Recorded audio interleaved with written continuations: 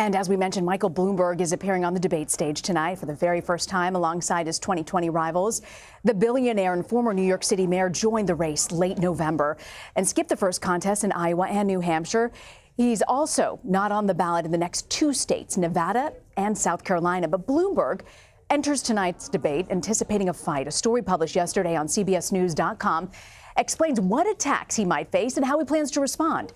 Grace Segers and Tim Perry co-wrote that story. Grace is a CBS News political reporter. She's in Washington. And Tim is a CBS News campaign reporter covering Michael Bloomberg. They both join us from the spin room. Tim joins us from the spin room in Las Vegas. So, Grace, I want to start with you. Bloomberg's gained support in recent polls, partially due to the massive advertising campaign that he's flooded several states with. This will actually be his first appearance on the debate stage. How important is tonight's performance, and what are you hearing from his team? Well, this is actually very important for him because, as he said, it's his first time on the debate stage. Now, he's been able to just flood the airwaves with ads that obviously portray him in a very positive light. But on the debate stage, he's going to be back on his heels with attacks from other candidates. And for the first time, voters are going to see how he responds to these attacks and how good he is at thinking on his feet, how he responds to questions in 45-second sound bites. So it's a new side of Bloomberg that voters are going to be seeing for the first time.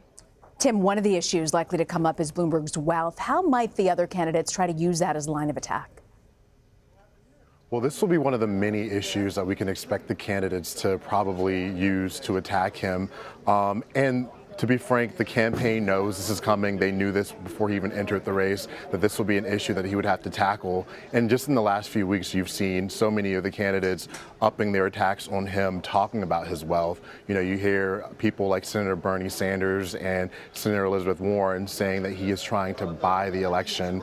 And you hear people like Senator Amy Klobuchar and former Vice President Joe Biden saying that, you know, they might not be able to compete with him on ads and, you know, buying ads on TV, but they can definitely compete with him on a debate stage. And so you can expect to see some of that tonight. And just, you know, to note, yesterday he received a bump, some help on this issue from former Georgia gubernatorial candidate Stacey Abrams. On The View, she said, at least we know where this money is coming from. So expect to see that tonight. And last thing I'll note, when I talk to voters, this is not an issue that they really care so much about. They see this as money being spent to defeat President Donald Trump, and that is something that they care deeply about. You know, winning this election is what they care the most about. And so I think that this might be an issue that while the candidates are going to want to hit on this a little bit, they might want to pivot to some other talking points as well. You know, Grace, on the issue of money, we know Bloomberg's also used his money to support Democratic candidates, many of them women. He's used it to promote gun control initiatives, climate change. Could that make it more difficult for these candidates who try to criticize him on the issue of personal wealth? Well, that's certainly going to be his argument. Look at all the great things that I've done with my money. Look at what I've done for the Democratic Party with my money. But I think that Bernie Sanders and Elizabeth Warren in particular, who have made going after millionaires and billionaires key planks of their campaign, will be able to question him more credibly, saying that he's trying to buy his way into the Democratic primary, the Democratic nomination, because for Bernie Sanders especially, that has been his rallying cry for the past 5 years, where he's saying that the millionaires and the billionaires, they're trying to use money to influence politics, and that's what Bloomberg is doing in this race. Tim, it's interesting to look at Bloomberg's guest list. He's going to be bringing several gun violence survivors tonight. This is an issue that hits close to home in Nevada. 58 people were killed in Las Vegas in the shooting in 2017. Do you expect that to be a big part of his messaging tonight? This will definitely be a big part of his message. This is also an issue that his campaign is expecting him to own. You know, we speak about the money that he's spent in this election. We also have to talk about some of the organizations and the philanthropic endeavors that he's, you know, contributed to. And part of that includes creating the group Everytown, which the popular group Moms Demand Action is a subsidiary of. And, you know, this is one of the first issues, or one of the first plans that he came out with is a gun safety measurement plan. He's very, very strong when talking about background checks as a huge part of his stump speech. So expect this to be an issue that he really wants to focus on tonight. You know, Tim, Bloomberg's campaign manager hinted yesterday on Twitter about opposition research on Bernie Sanders. He called it very damaging, perhaps even disqualifying. Do we know what they're hinting about here in this tweet? And is that part of the strategy tonight? Is he going to drop something? Do we know? We do not know, and the campaign is being very quiet on this. Every time I reach out to them on this, they say that tweet speaks for itself.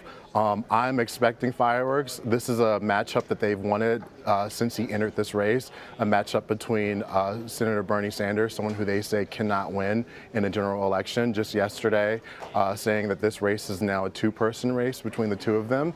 And if Sanders were to win the nomination, they're saying that states like Florida will be off the electoral map for Democrats come November. So definitely a matchup that they are preparing for. And even today, campaign manager Kevin Sheekey saying that this is a dire threat, saying that if Sanders keeps track, he will become unstoppable in obtaining the delegates that are needed to win the nomination. Yeah, at some point you wonder about the math, if the math is on his side there. Grace, I want to ask you, you've got so many candidates that are, say, they're best positioned to beat President Trump in November.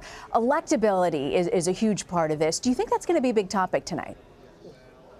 I really do think that's going to be a big topic, in particular because former Vice President Joe Biden has made electability such a big part of his campaign. And he's argued for months now that he's the only candidate who can defeat Donald Trump. But after his poor showing in New Hampshire and in Iowa, there's been a loss of confidence in Joe Biden, and that's kind of what Bloomberg is counting on.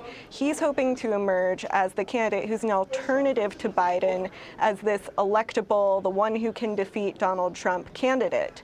Meanwhile, Sanders is saying that a more progressive route is the most effective way to defeat Donald Trump. But we're going to see those arguments on stage coming from Bloomberg and Biden and Klobuchar, and then on the other side from Sanders and Warren. Grace Segers, Tim Perry, I want to thank you both. Thank you.